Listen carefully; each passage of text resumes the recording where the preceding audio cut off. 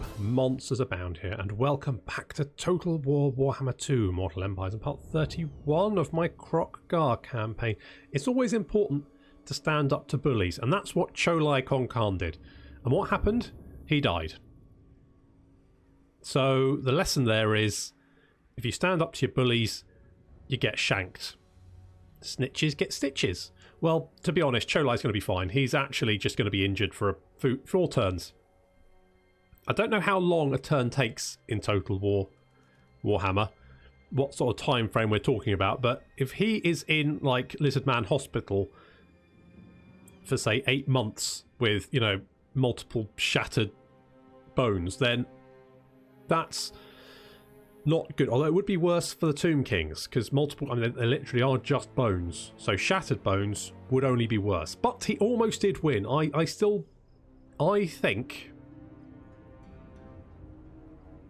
think if I went back and tried that fight again, I could probably win it. But that is in the past, and we will get Cho-Li back. Despite the fact we did lose a few characters there, in Zip, whatever his name was, and some others. But on the plus side, I hadn't actually renamed them. So when it came to renaming, which is what I was just doing before I started recording, it meant I had less agents to actually rename. So that's a win, in effect. I've actually, you know, made less work for myself by getting them brutally murdered. So that's nice. On the other hand, I have recruited a whole bunch more. So we do have, we've got Cocoa Pops, Raisin Bran Flakes, Skinkberry, and Frosties.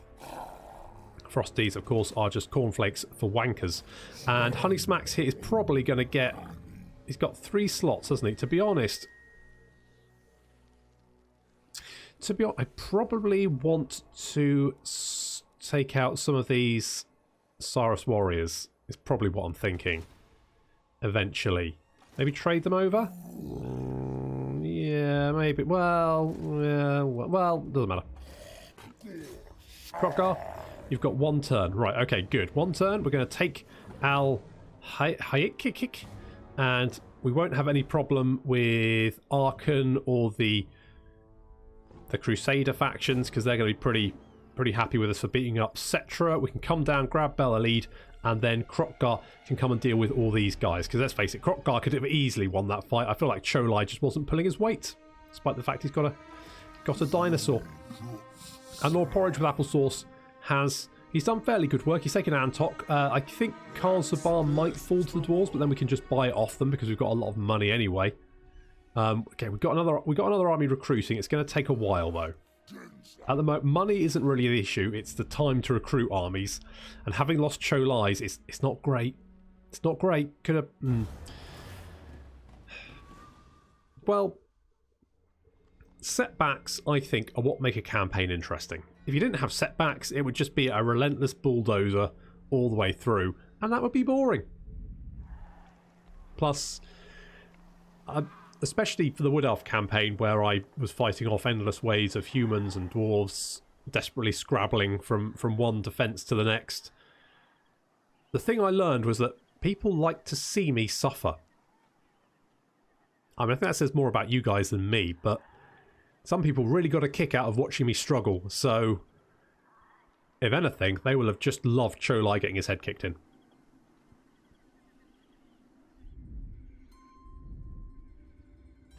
And I am here, ultimately, to provide entertainment, although mostly for myself. Anyone else's entertainment is just a bonus. Does Tretch... I wonder if Tretch still has settlements somewhere else, because I don't know why he would sail off like that.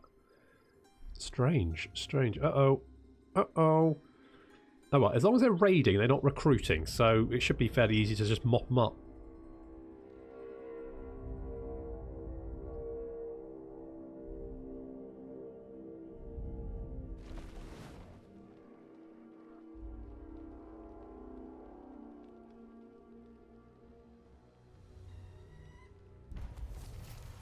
Okay, assault garrison success. Gorgazan is being raided. Well, that's fine. And I don't know where the Chaos Hordes are, but wherever they are, they're not doing a very good job. because it doesn't look like the Empire's actually missing any settlements. It looks like they're all fine. Oh, maybe they did have Hell Pit. Maybe the Chaos armies are around here somewhere. There is a lot of Chaos corruption here. But it is dropping. Interesting. Okay, well, yeah, it's not really a massive concern of mine right at this moment in time. What is, though, is taking out Settra. Now, this is going to be a bit of a beast of a fight. They do have, obviously, Ushabti to spawn, but I'm not overly concerned about that. The Streaming Skull Catapult, we need to take that out of commission. They've got a lot of these Necropolis Knights and, Halbards as well. That's nasty. They've got a lot of large units. This is not going to be an easy fight, but I'm confident that Kroq-Gar has this.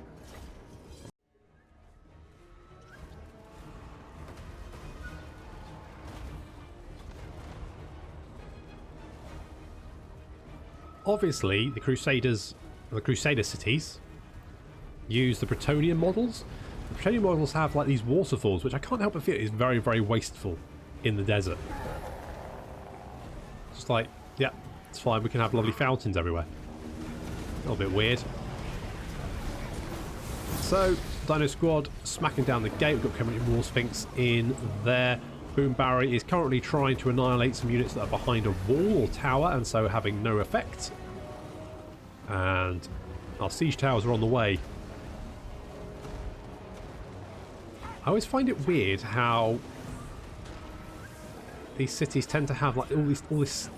It looks like snow, but I think it's supposed to be sand, kind of draped all over the city buildings. It just looks a bit weird.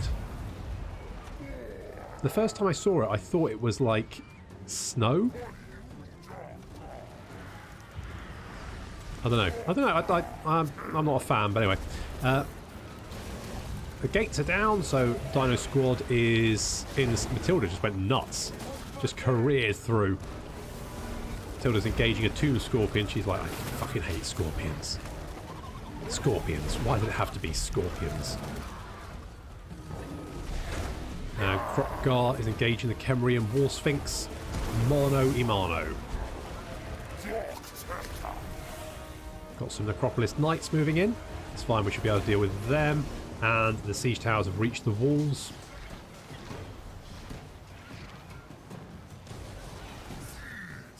Although we're a little bit penned in at the moment, it will get better. As we're just going to hack down. I mean, as you can see, we're already starting to chop our... Well, actually, no, we're not. What the hell's going on here? They've not lost... Oh, there we go. Now they're starting to lose some health. Okay, fine. You guys okay?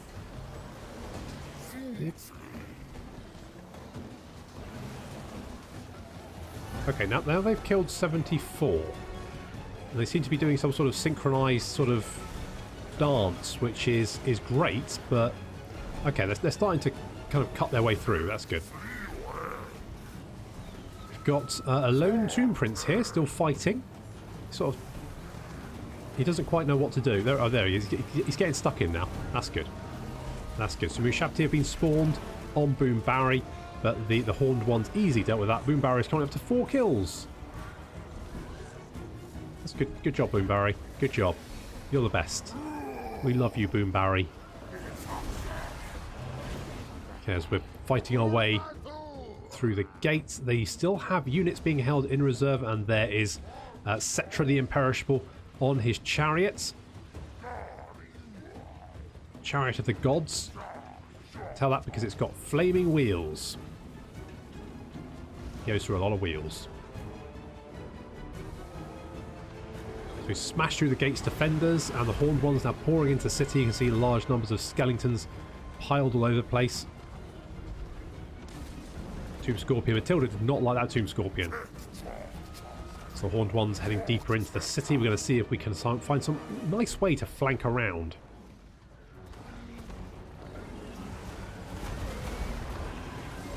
Getting upper hand on the walls.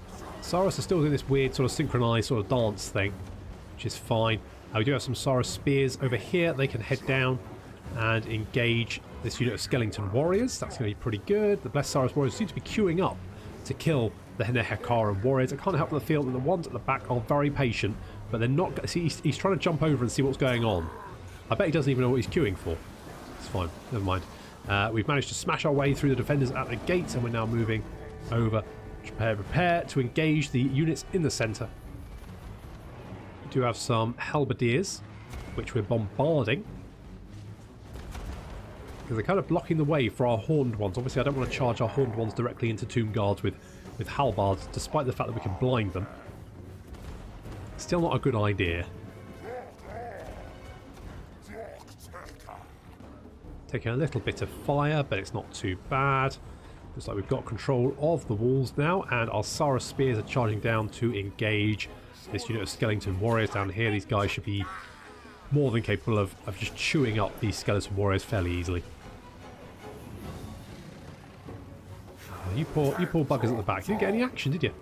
Never mind. You're going to move down and assist, so we're moving our infantry in. Little fireball there. Blats an Ushabti, but doesn't kill it.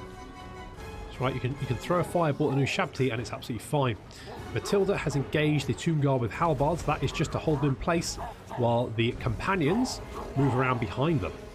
You can see the tomb guard realise the danger just at the last second, but not soon enough. They go flying, some of them rebounding off Matilda, and you can see their melee attack and defence is reduced to barely nothing. The melee defence is still pretty good, but the melee attack is 0. And they take a lot of damage. We do have some Nehekaran. Oh no, some more tomb guard. And these horned ones smashing into them, sending them flying. They were not braced. And they took a huge amount of punishment from that. However, Matilda is getting a bit swamped as they throw everything they can. Obviously, I didn't want the horned ones getting stuck in that combat, so we managed to pull them out of the companions. The companions got pulled out of that combat fairly easily. Crunchy Nut's going to join the fighting. He's going to debuff the enemy with a Curse of Midnight Wind. It's going to make their melee attack less. That's going to protect us a little bit. Pterodons are overhead, bombarding, and the rest of our units now charging into the centre of the city to capture it. However, Kroq-Gar and Oh So Simple have another objective, because the horned ones over in the north part of the city, although they've dealt with the tomb guard, Settra has actually set upon them. There he is. I mean, he's not doing much, is he? He's literally just standing there. He's doing some damage, and he actually is doing quite a lot of damage, so we need to deal with him. So Kroq-Gar and Oh So Simple are on the way to assist. So they're going to engage. The main engagement over here is now slowing down as we cut our way through. Matilda has gone out of control. She has lost her shit. She's taken a lot of damage, but she's okay. She'll be fine. She's fighting everyone at the moment. And Settra is now trying to fight 2 Tyrannosaurus Rexes. Kroq-Gar and Oh So Simple. We've thrown everything we can. We've debuffed him. He's not having a good time. The chariot can't maneuver. He's taking a lot of damage. You can see he's already on half health. Taking chunks of damage each time Kroq-Gar and Oh So Simple jump him. Ah, he's crumbling. He's down. Settra's dead. Rather a poor showing there from Settra. It's pretty easy. Let's loot. No, I don't know if I'll make any money from that, to be honest. I reckon the damage I'll do probably... That's just off. Bone Pennant, which is quite nice. Settra the Imperishable is dead, so we get extra charge bonus, which is very nice, and public order -3 for the local enemy province. That's complete garbage because the AI bonuses. As it turns out, the Imperishable is just as perishable as the rest of us. And Kroq-Gar is a siege expert. I mean, Boom Barry certainly isn't. God damn it, Barry, if it wasn't for your soulful puppy Bastiliodon dog eyes, I probably would have got rid of you, but I just can't. I just can't. Cheerios and milk. Let's give you fleet-footed. Yeah. It's just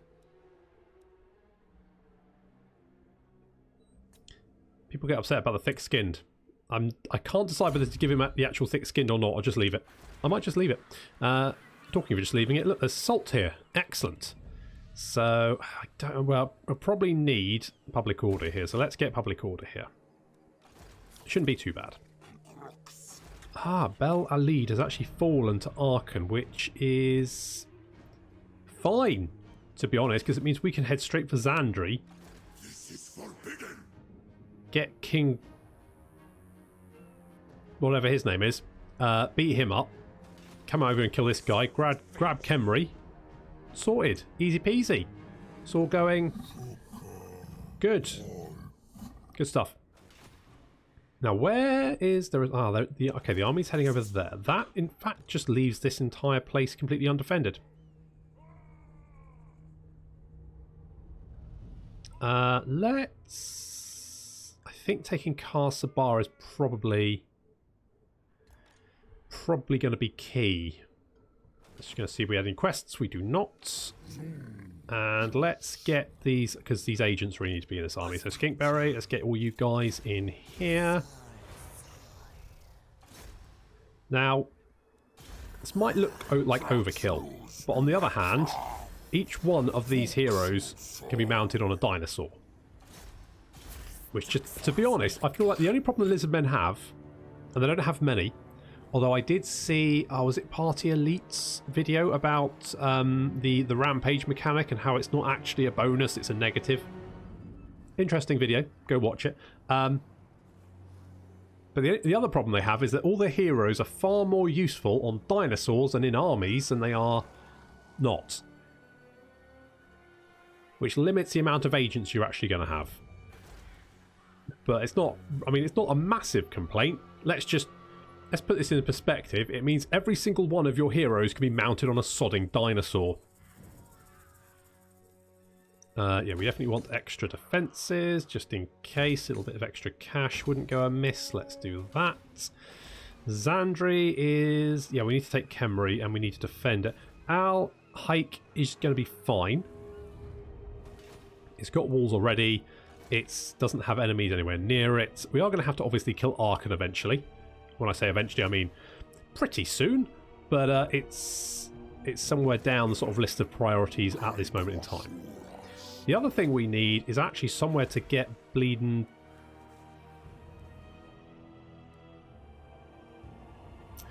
Somewhere with a weapon crafters commune.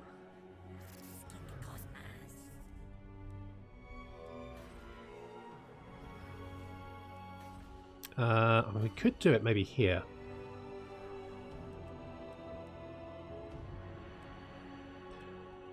Okay, I'm going...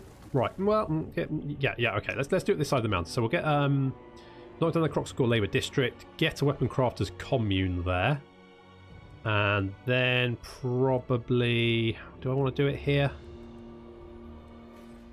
Do I want to do it here?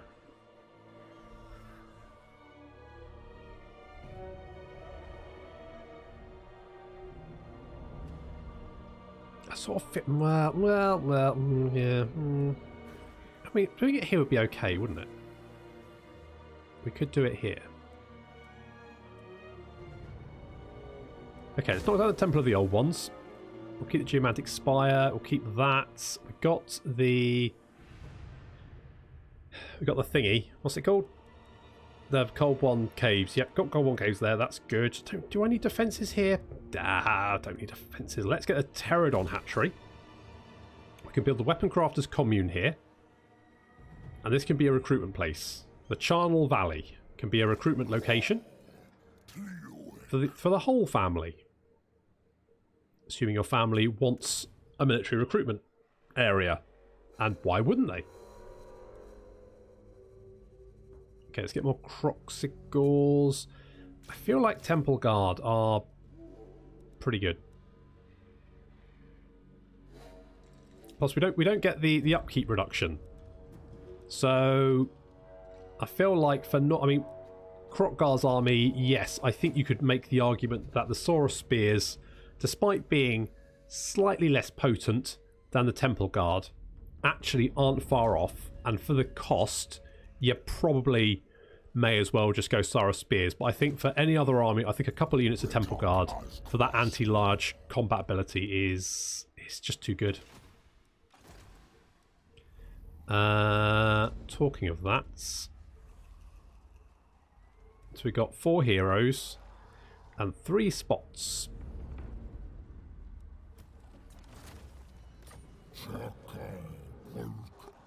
I mean, I might want to get some pterodons, but that'll be okay for the moment. There's nothing wrong with that force. I mean, it's a little bit underpowered while we're waiting for our heroes to... It's a problem with heroes. To do... That's a thought. Does training increase experience for...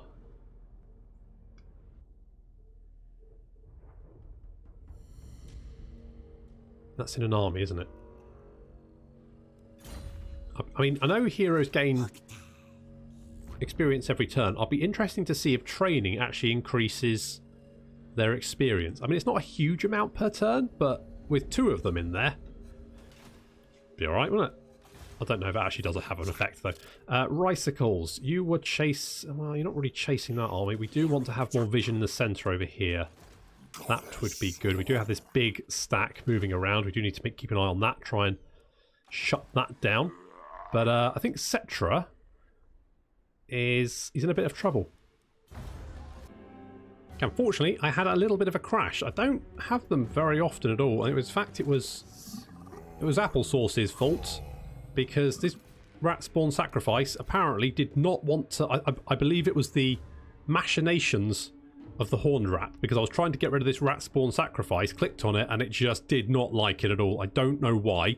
Seems fine now, so that's good, because I was going through some of the units and just checking on their magical items. So what we're going to do here, I'm going to switch this over for a Zote Servant, I think. Let's do that. A standard discipline, I am not... It's not massively overawing, but it's fine. Marmalade. Marmalade buddy. Or buddy. Or pal. Let's give you the Armour of Fortune. Let's give you the Aura of Quetzal. Let's give you a Cloak of Feathers. And there's nothing else we can give you. So then, Croissant. Keep clicking the wrong frickin' button. Let's give you the Sacred Stegodon Helm of Itza. And... Feather Toe Talk? Sure. Sure. No, that's fine. And Lucky Charms, buddy. You... Do we have literally anything? Have an Iron Curse icon. Have a Dragon Helm. Sure. Sure. Okay, so everything seems fine now. I don't quite know what that crash was about. Say, I think the last time I had a crash was months ago. With just a very, very big battle that happens, which sometimes... I think it's usually the undead. Usually the vampire counts can make it a little bit unstable. That's the only thing. It's the only times I've had crashes in Warhammer Total War is either mods or big battles with the vampire counts. Don't know why particularly, but there we go. That's the first one I've had trying to swap magic items around. Never mind, let's end the turn.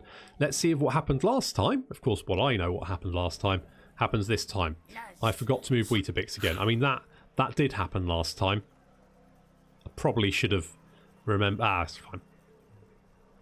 Weetabix could do... He's only got little lizard legs. Little lizard legs. So he needs a little rest every so often, just to pep him up a little bit. He's fine. He'll be fine. Okay, we've had a confederation between the Dwarves and Karak Ziflin. That did not happen last time.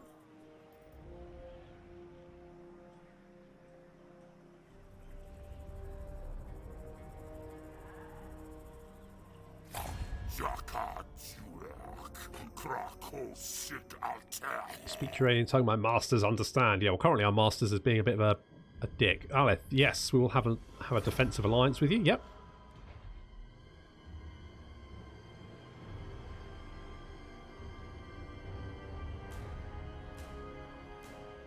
Now, interestingly, some things that happened last time didn't happen this time.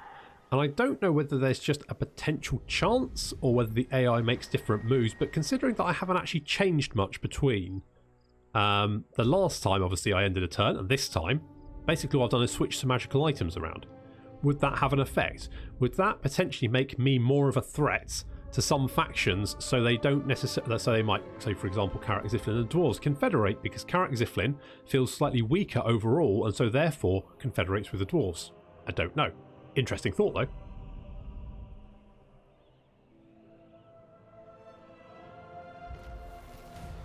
Okay. Good, so we completed that. That's fine.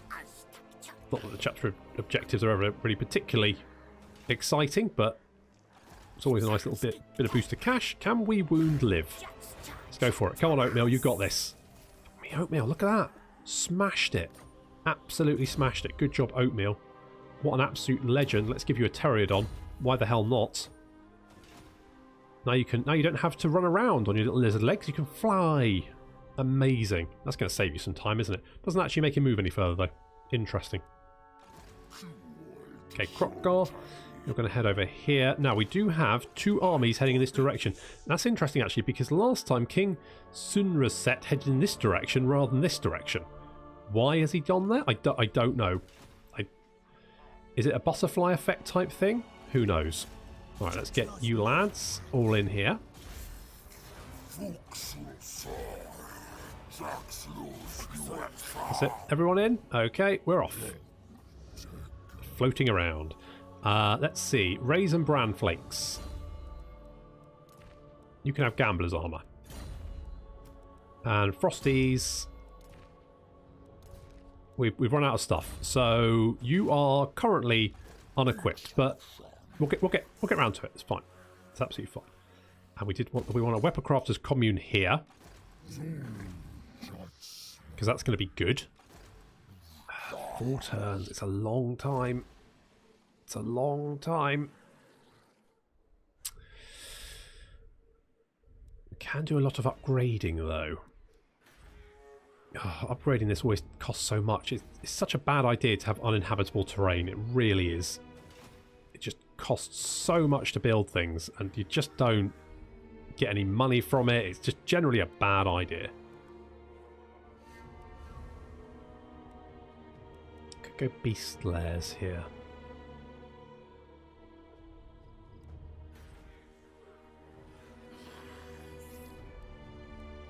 We haven't got back to the Temple Skulls for a while. Is there anything here? I mean, we could go for the ziggurat of the old ones. A little bit more income. Sure. Sure, why not? That actually increases public order. What's public order at the moment? It's 14 from buildings. This gives 4. I mean, we could actually knock that down, couldn't we? But what would I build there instead? I mean, I guess I could build a Sotek temple as well. Just get that extra post-battle loot. Can't hurt. Can't hurt to do that. So let's do that. Shrine of the Old Ones here. Or do I save money?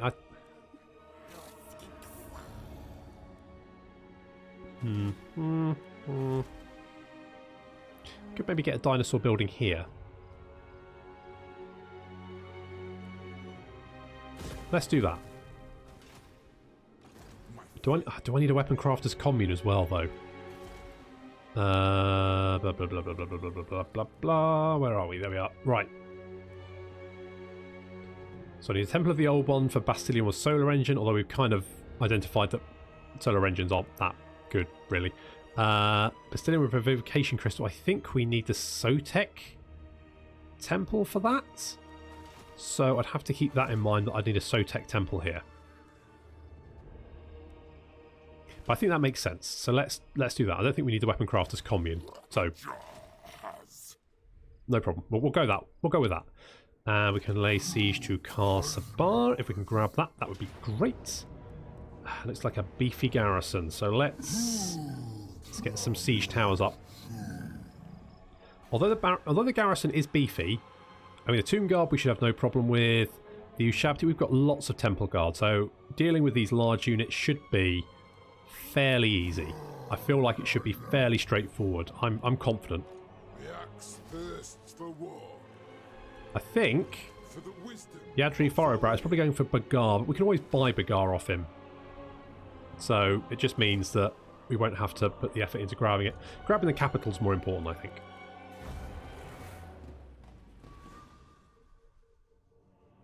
I'm sending Rice Krispies up into the Chaos Wastes just to keep an eye on things.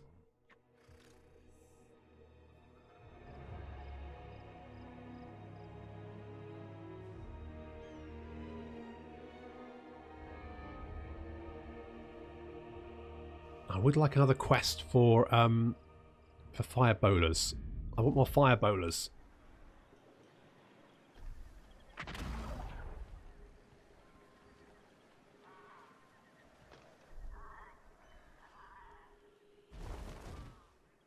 Is Chaos down?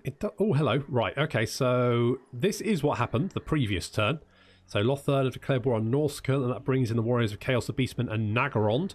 And on Lothern's side is the Empire, Dwarves, Wood Elves, Bretonia, Nagrathai, Hexotl, Exiles of Nehek, Tilia, and of course me.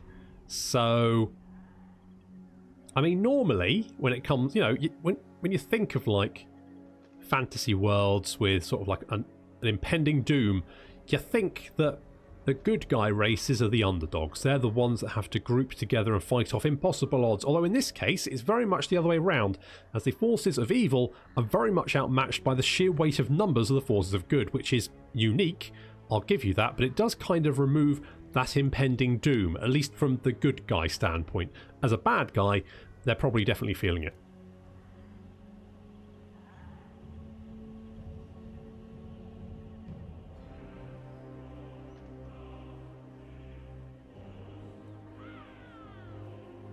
It must be quite distressing as like a big bad guy. You're sitting there in your, you know, obsidian tower, plotting the doom of the realms of men, and suddenly the realms of men show up, and there's a lot of them. In fact, they outnumber your forces 10 to 1. At that point, you're probably thinking, this seems deeply unfair.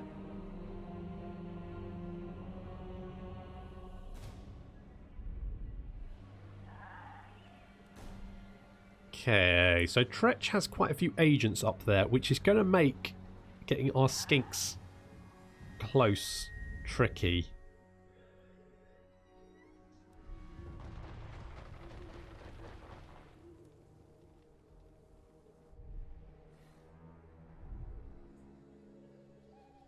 Munchie's almost got stabbed.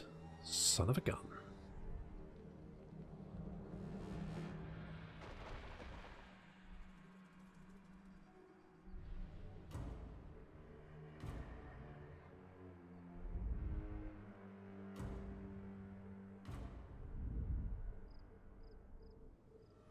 Yeah, I thought Yadri might do that. To be honest, if the dwarves do take Bagar, I might just leave it for the moment. I might just let them keep it.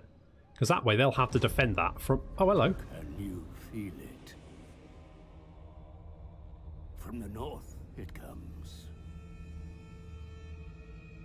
The tendrils of chaos spread south, tainting the lands. And with it, the warriors of chaos march. We must ready ourselves, for war is coming.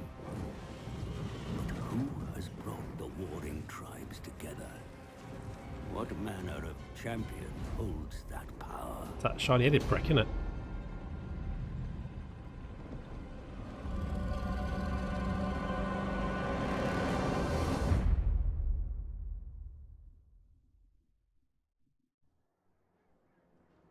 Oblivion has come, my lord. Yeah, it always Archaon, the does. ever-chosen Lord of the End It'll be interesting to see how the Empire and Dwarves deal with this. So Chaos Invasion has turned up. Numberless in size. Yeah. Oh, I know. It's alright, stop. Calm your tits, it's fine. Jesus. You don't think it was the end of the world. Right. Honey Smacks, we need... the Springs of Eternal Life. Well, no, they've got walls, so actually, probably okay. Qatar is kind of behind the line, so that should be fine. Probably we just need 3 turns. They've got a Bone Giant, but other than that, I'm not overly concerned. Oh, I forgot about these guys. Right, yes, of course, they spawn there, don't they? Oh. Right, yeah, okay. Might have some work to do then. And unfortunately, I don't have any armies nearby. Okay, also, it's not so much an issue. The Norscan spawning right... Am I at war with them at the moment? Neutral. No, I'm not at war with them. It's a bit weird. I mean, that's good, I think. I might be at war with them soon, though. I'm guessing I'll probably be at war with them soon. So, let's see. We wanted the Weapon Crafters Commune here, which is going up. That's fine. We wanted the blah-de-blah-de-blah Beast Slayer there. That's good. Spring to Eternal Life. Let's get the Lodestone. We're recruiting units here. I'm probably going to want more heroes, aren't I? Scar Veteran. Oh. One who's disciplined. Discipline is the best. It's the best one, isn't it? It's the best stat to have. Now, what heroes do we have recovering? Golden Grahams, that's right. 1 turn. Okay, he'll be back in 1 turn, so we'll Cho-Li. So let's get a Skink Chief then. Perceptive, confident. Magic item, I mean, Tepai, you're up. Dance to Death, replenish troops, because that's basically what you're here for, and piercing shot. Well, you're here to also have a Stegiodon. I would like another Scar Veteran, but that's fine. That's okay. We'll live with that. We'll live with that. Okay, so 2 more turns, and we can take Bar. That'll be good. We've got Kroq-Gar down here. I don't know what King Senuret is going to do, but also equally I don't quite know what all these Norscans are going to do.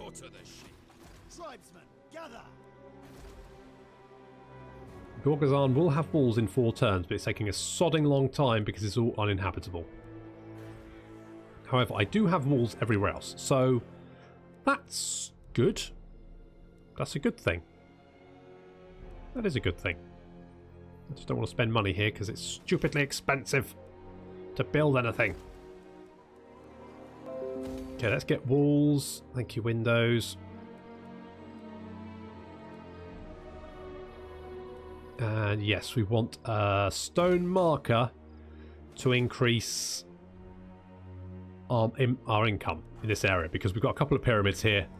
So that's going to bring us a lot of cash. Then we can up that a little bit, and that'd be pretty good. Okay, so everything's kind of going to plan apart from this. That's bad, and obviously we're going to have Chaos Warriors in the sea as well. That's also pretty bad, but we're not currently at war with them, which is good. Although they probably will declare war on me pretty soon, which is bad. So Kroq-Gar might have his work cut out for him. Unfortunately, we're going to have to see how he deals with that slightly large workload in the next episode. So thank you very much for watching, and I will see you next time.